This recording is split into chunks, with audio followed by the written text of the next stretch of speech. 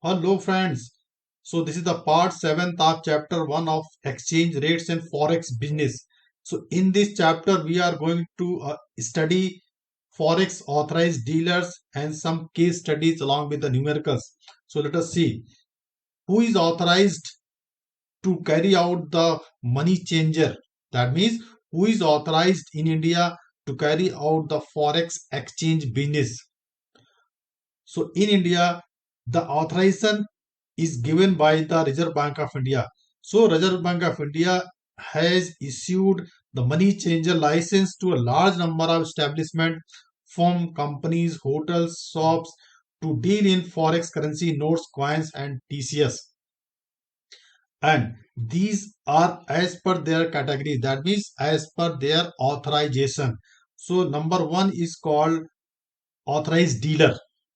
Okay, and number two are called full-fledged money changer. So what are called full-fledged money changer?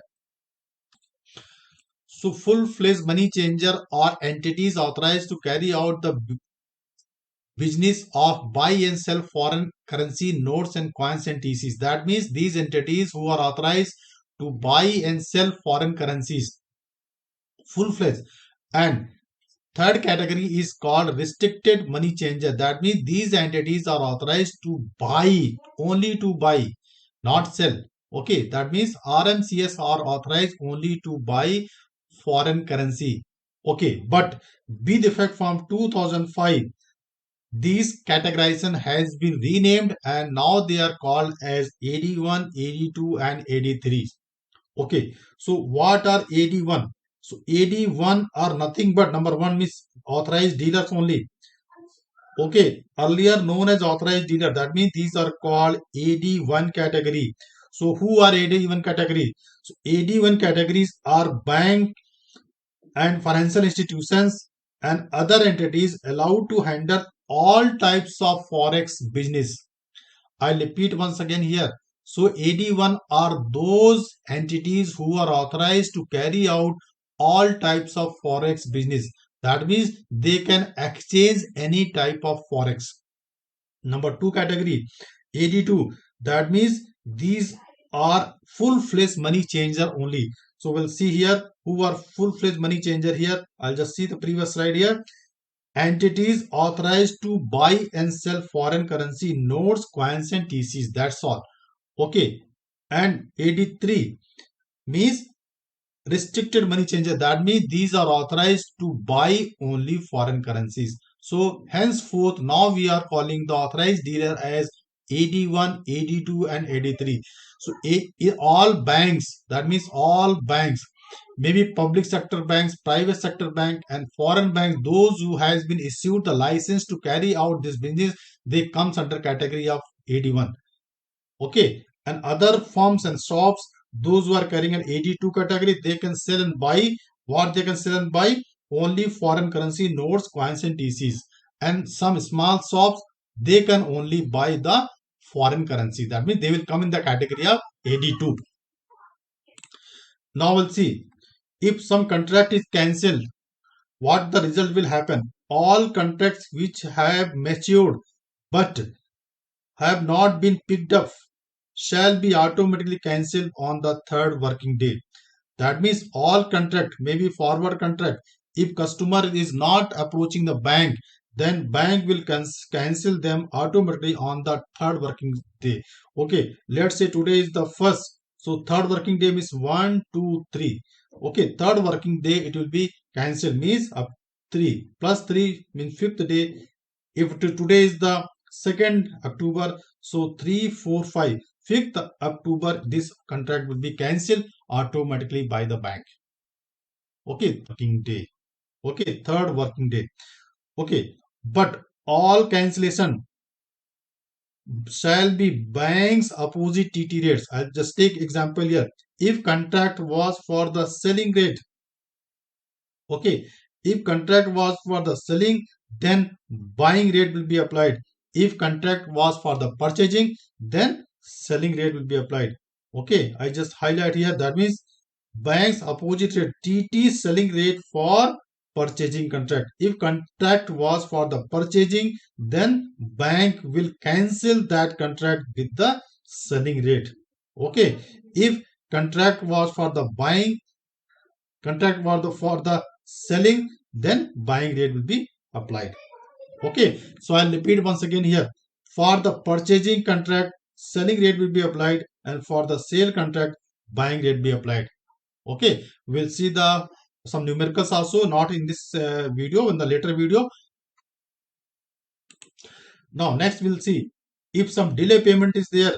If delay payment of interbank foreign currency fund is there, then interest at 2% above the prime rate of currency of that specified bank to be paid by the defaulting bank. Let us say there are two banks and they are dealing with the foreign currency, bank A and bank B. Okay, bank A has delayed the payment, then bank A has to pay about 2% of the rate charged by the B. That means specified by the bank B. Okay, because paid by the defaulting bank. If bank A is defaulting, then bank A will pay 2% above the rate, prime rate charged by the bank B. Okay. Now third point, if delay in rupee settlement fund interest for delayed period at 2% above the NSE, that means MIBOR, means Mumbai Interbank offer rate on the each day shall be paid. That means as per the number of delay, if rupee settlement fund is there, then 2% above the Mumbai Interbank offer rate will be applied. So here we have to keep on 2 points here very, very clear. Number 1 point is delay payment of interbank foreign currency. Okay. I'll just see here once again here. I'll just highlight here. You can see here. That means delay payment of interbank foreign currency fund is there. Then we have to pay 2% above the prime rate of currency of the specified bank. I took example of A and B. Okay. If prime rate of bank B is, let's say, 7%, then if bank A is defaulting, then bank A will pay 9% to bank B.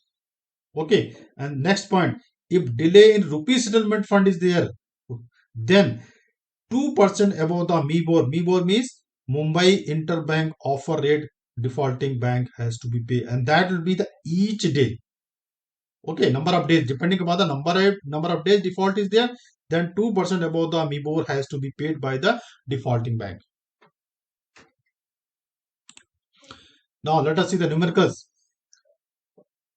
On 3rd October 2016, a customer tenders an export bill. You have to read between the lines. That means this is the export bill you have to keep in mind.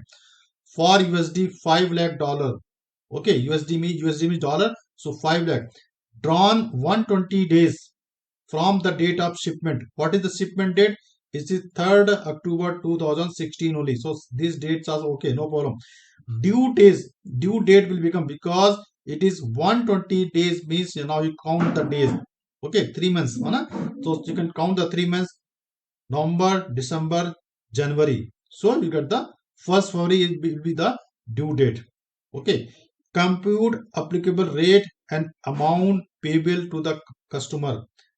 And who will pay the amount here? The bank will pay the customer, because bank is getting export bill. Okay. One thing you have to keep in mind, that whatever export bill is given by the customer to the bank, that will always be on the buying rate only. Okay. So because bill is here, so we'll apply here bills buying rate. Clear? Okay. Now what the data has given here? Exchange margin 0.15%.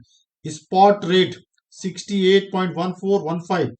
Premium spot January they have given. Okay. 45.46. Applicable interest 8.25 up to 180 days. Okay, no problem. So we are, because 120 days here, it is going up to 180 days, so no problem. Commission 0.625% to be charged upfront, means before you have to take the commission. Okay, will not wait for the settlement. That means whatever we are paying, from that only we have to deduct our commission. Okay, so let us see the solution here.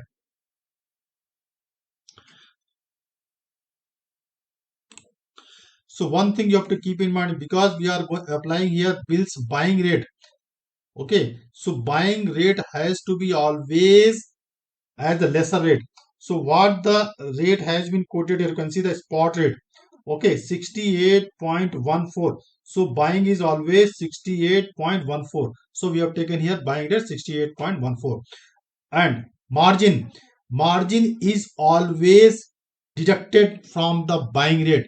And if it is selling rate, we have to add the margin. Keep in mind, margin of the bank, if it is buying, we have to subtract, and if it is selling, we have to add the margin, because our selling rate has to be higher than the buying rate. Okay, so we have to add here. That's why if you add here, we'll get 68.0378, and you have to round off here, so we'll get here 68.0375. So if figure is rounded up, we are getting 68.0375. So why we have written as 0.75? Because 78 is very near to the 75. Okay, if it is, it would have been near to 100, so we have taken as a 00. No problem.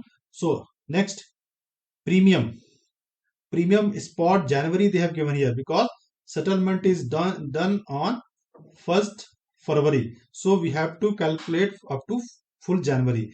And for January, buying is given 45. 45 means 0.45. So premium is always added. I'll repeat once again here.